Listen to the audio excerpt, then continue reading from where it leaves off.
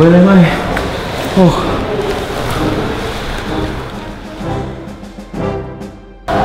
Where is my rifle? Oh God. Oh shit.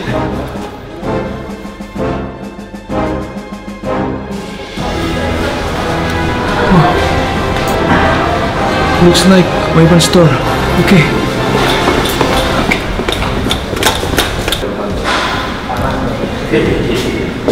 Oh. Toysaurus.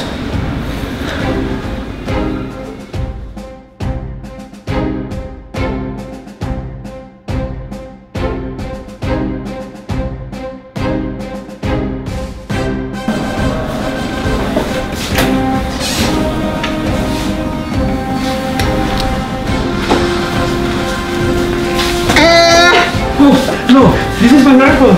Ini mainan. No, Buat dijual ini. no, this is my rifle. Ini mainan.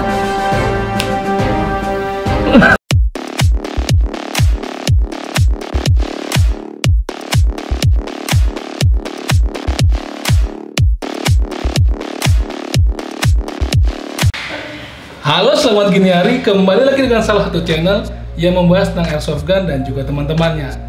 Di samping gua ada tentara US zaman dulu nyasar di Togotosaurus. Sekarang kita bangunin aja nih, gimana reaksinya ketika ngeliat alat-alat ini. Who are you? You Jerry? Look. Hey. Look my finger. If I snap my finger, you can speak Indonesia. Wake up. Siapa kamu? Siapa kamu? Kita sekarang lagi di studio. Lihat ada lampu-lampu. Ada nggak di zaman dulu yang begini? Iya. Ada apa ini? Kita mau nge-review. Oh. Review kenapa lu bisa sampai di sini, bro? Oke. Tapi ngomong-ngomong, siapa nama lu? My name is Anggi Iqbal. Anggi Iqbal. Ya. Kenapa Anggi Iqbal kok pakai bahasa Inggris? Nama gua Anggi Iqbal. Kita kembali ke Tadi ada snap ya, ke realita. Jebret. Ya, selamat gini hari Om. Oke. Jadi sekarang kita udah kedatangan Om Anggi Iqbal. Jadi Hai. kita akan membahas tentang impresi yang dia pakai dan sekaligus mereview unit apa sih yang dipakai sama impresi militer ini. Oke Om? Oke, siap. Nah lu mau pakai ini atau mau pakai peci nih? Gua pakai ini aja, set cap aja karena berat. Oh, Berat. Tapi gini dulu, ini bisa buat masak. gua Iya, nggak bisa om. masak Emang mie. realnya bisa buat masak air dia, Bisa tapi masak air. dicopot dulu. Ini kan ada innernya, jadi yang luarnya aja yang bisa dipakai karena besi. Oke. Ini cocokin dulu. Siap. Nah, nih bro, Ya.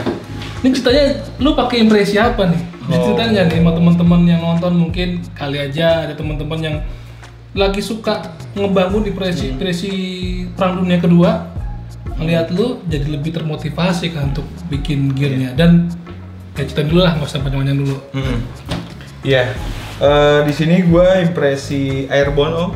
Apa itu airborne Om? Airborne tuh pasukan terjun payungnya US Army yang diterjunkan pada waktu Perang Dunia Kedua.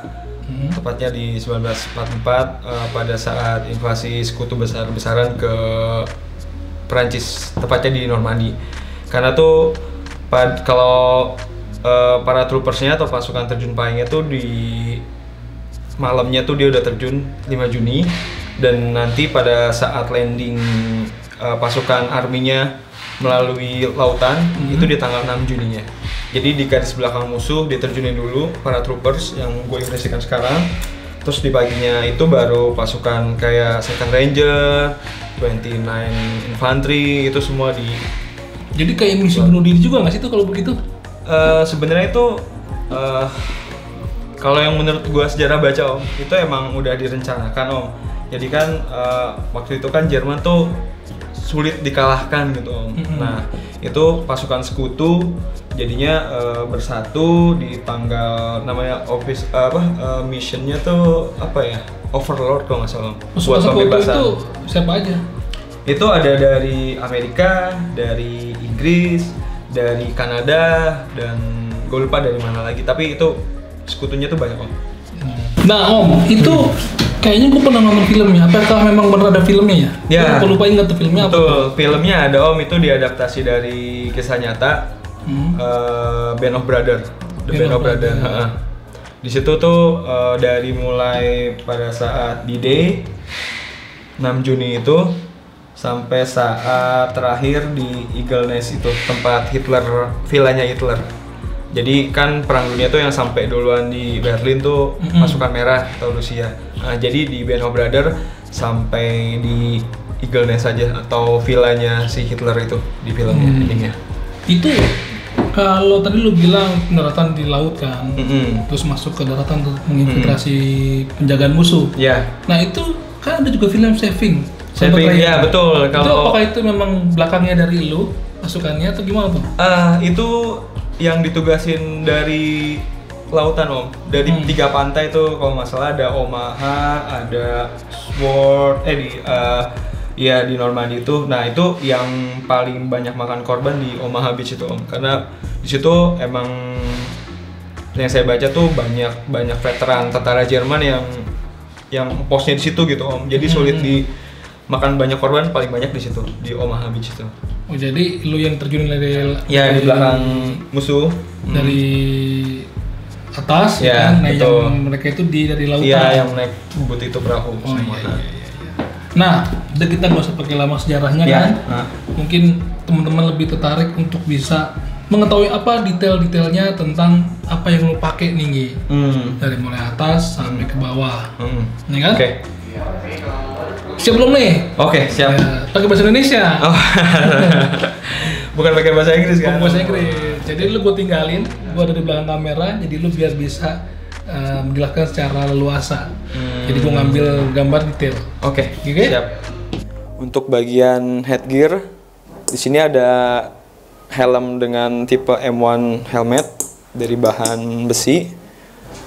Di dalamnya ada linernya dan decalnya di sini. Untuk yang gue impresin ada gambar daun waru, sama ada chain strap dagu buat saat terjun nih dipakai di dagu sini.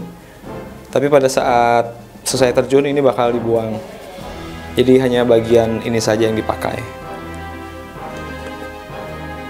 Untuk yang gue pakai ini side cap namanya. Ini sebenarnya dipakai pada saat tidak bertugas atau tidak on duty di lapangan. Jadi pakai ini side cap berbahan wool.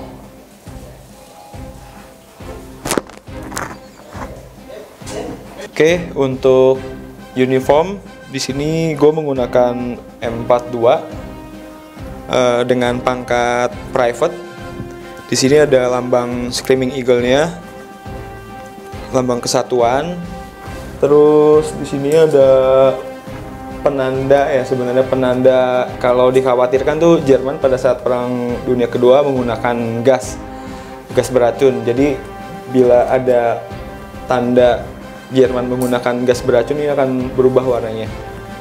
Tapi pada saat landing tidak ada tanda-tanda, jadi ini sebenarnya dilepas juga. Sama kayak tadi chain strap itu pas selesai mendarat itu dibuka semua. Oke, untuk baju itu. Oke, untuk dalaman jaket M42 ini ada standar dari US Army-nya. Di sini lengan panjang berbahan wool. Emang kelihatannya agak gerah ya, tapi emang ini bukannya di double, ini standar dari US Army, standar isunya, karena para troopers kan diterjunkan, jadi harus memakai jaket untuk menahan angin atau menahan dingin. Dan kalau untuk bahannya wool di dalamnya ini, karena di Eropa pada saat itu musim dingin, jadi harus menghangatkan badan, jadi pakai yang bahan-bahannya wool. Oke, gua akan coba jelaskan gears apa yang ada di sini, terutama yang gue pakai impresi pada saat ini. Di sini ada mustard bag 1936. Ini tas ya. Tas di dalamnya biasanya isinya baju ganti atau perlengkapan dari yang dibawa prajurit, ada nesting, tempat makan, segala macam. Sini gue bawa tempat makannya biasanya. Dan untuk sebelah kanan ini ada pouch Pouch ini pouch dari M1 Carbine. Di sini ada 2 slot buat 2 mag. Di sini ada water canteen atau tempat minum. Tempat minum. Dan ada tali temali ya, karena dibutuhkan buat manjat-manjat pada saat invasi itu. Dan di sini ada ammo pouch buat naruh tambahan dari magazine. Nah, ini ada scope. Biasa scope ini dibuat untuk bikin perlindungan, bikin lubang gitu untuk berlindung para prajurit.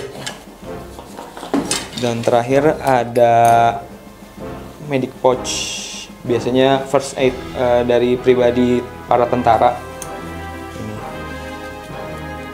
Nah, satu lagi ini ada granat nanas yang biasa dipakai para prajurit pada tahun tersebut.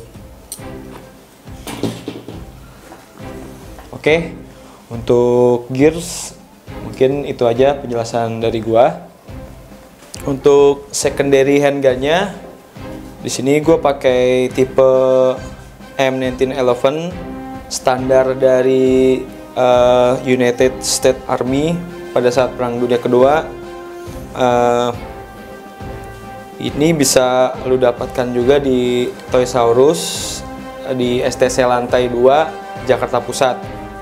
Nah, untuk mereknya ini keluaran dari Cybergun, sangat otentik. Di sini ada markingnya, sangat detail. Terus di sebelah kanannya juga ada tulisan United States Property M1911. Ini sangat detail. Untuk slide-nya ini udah metal ya, ini udah metal. Terus untuk gripnya nih warnanya udah otentik banget nih sama aslinya. Jadi untuk para renaktor atau geardo wajib nih punya handgun 1911 keluaran Cybergun ini. Dan untuk pengoperasiannya di sini menggunakan green gas ya, standar lah dari isinya dari mag ini. Oke, itu aja penjelasan dari gue untuk secondary atau handgun yang gue pakai buat impresi gue ini. Untuk primary atau senjata utama yang dipakai pada saat Perang Dunia Kedua yang dipakai pasukan penerjun payung Amerika, di sini tipenya M1A1 Paratroopers keluaran King Arms. Di sini bodinya udah ABS tapi udah replikanya udah berbahan kayu. Untuk bagian depan barelnya sudah metal, dan untuk belakangnya folding stocknya ini udah metal. Ini panjangnya kurang lebih 80 cm, beratnya sekitar 2 kilo. Oke, coba gue jelasin dari bagian belakang. Folding stocknya ini terbuat dari bahan metal. Ini ada butt padnya yang bisa diputar ke kanan.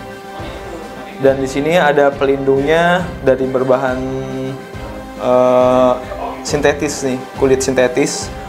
Fungsinya untuk melindungi bodi pada saat dilipat. Seperti ini. Jadi nggak lecet bodinya. Karena pada saat Perang Dunia Kedua ini merupakan pilihan dari pasukan penerjun Amerika karena bisa dilipat, lebih praktis untuk dibawa terjun payung. Oke, gue mulai dari bawah. Dari pistol grip ini terdapat point sling untuk dibawa oleh operator. Untuk triggernya sendiri berbahan metal. Di sini ada safety-nya. Ini safety. Ini fire-nya. Di sini juga ada mag catch release-nya, ditekan ke arah kanan. Dan untuk bagian atasnya sebelah sini ada side-nya yang bisa diputar, bisa di setel. Oke, untuk choking handle-nya ini terbuat dari bahan metal juga. Dan di sini ada pengaturan sistem hop up-nya. Di sini pakai kunci L 1,5 mili. Ini nanti dimasukkan dan diputar. Oke. Unit King Arms ini untuk pengoperasiannya menggunakan gas. Sini. Dan ini bisa dirilis juga. Dan unit ini bisa kamu dapatkan di toko Toysaurus di STC lantai 2 Jakarta Pusat. Oke. Mungkin itu saja review yang dapat saya berikan kepada teman-teman. Oh iya, lupa di sini di depannya tuh ada pemasangan untuk bayonet. Jadi pada saat Perang Dunia Kedua, mungkin kalau udah kehabisan ammo karena ammo atau pelurunya terbatas, di sini masang bayonet untuk perang jarak pendek. Oke teman-teman, demikian dulu review singkat dari Om Anggi tentang unit dari M1A1 Paratrooper sekaligus dengan impresi yang dipakai. Jadi buat teman-teman nih yang mau berimpresian Perang Dunia Kedua, spesial impresi apa nih? Airborne. Nah, unit-unitnya bisa lu beli di toko Toysaurus dari mulai handgunnya sampai primernya kayak begini. Wajib punya, wajib dimiliki. Jadi jangan sampai salah beli lo. Impresinya apa, Betul. unitnya apa. Jadi biar lengkap. Tadi Bro Anggi sudah jelaskan dari atas sampai bawah, ya kan? Jangan lupa buat teman-teman yang mau beli ini bisa langsung telepon dulu ke nomor WA 0852 888 1911 gitu. Nah, terus Bro Anggi, Ya. ada pesan-pesan nggak buat teman-teman yang mau impresi yang jadul tuh harus gimana tuh? Kan mungkin barangnya susah didapat, ya kan? Itu gimana dapetinnya? Oh, untuk yang memulai untuk impresi Perang Dunia Kedua, yang pertama sih harus niat gitu, niat buat ngumpulin, buat cari tahu di Google lah atau tanya teman mungkin yang sudah berpengalaman agar tidak salah memilih barang-barang atau aksesoris atau unit yang dipakai pada saat Perang Dunia Kedua. Dan ini wajib Om dibeli untuk para geardo atau airsofter, karena ini replikanya sangat bagus Om, udah otentik banget. Otentik ya. King Arms. Terus satu lagi nih, kalau nggak salah nih teman-teman, buat teman-teman geardo yang mau ikutan kompetisi, nah ini Bro Anggi panitianya, ya kan? Itu kapan tuh rencananya tuh? Oh, untuk gear contest dan tactical challenge di tanggal 3 hari Sabtu ya, di M7 Tactical, tepatnya di Kuningan City di P4 Om. Jadi kalau mau daftar bisa langsung ke lo? Ya, bisa langsung ke saya atau ada yang mau nanya-nanya dulu bisa kontak ke saya. Itu apa aja persyaratannya buat ikut acara gear contest tuh? Hadiahnya apa juga? Kalau untuk gear contest, kita wajib ada referensi real operator Om yang akan dibawa dan dijelaskan juga impresi apa, tahun berapa. Itu wajib nanti. Wajib, ya. Itu juga juri-jurinya dari jauh-jauh tuh Om. Oh, ada juri juga? Oh, ada jurinya Om. Itu jauh-jauh tuh. Jauh-jauh maksudnya di luar kota? Iya, dari luar kota Om. Siapa itu kalau boleh tahu bocorannya? Ya, itu kalau dari luar kota ada Om Gusnuk. Emang dia impresi udah senior lah di impresi. Tahu juga kan Om.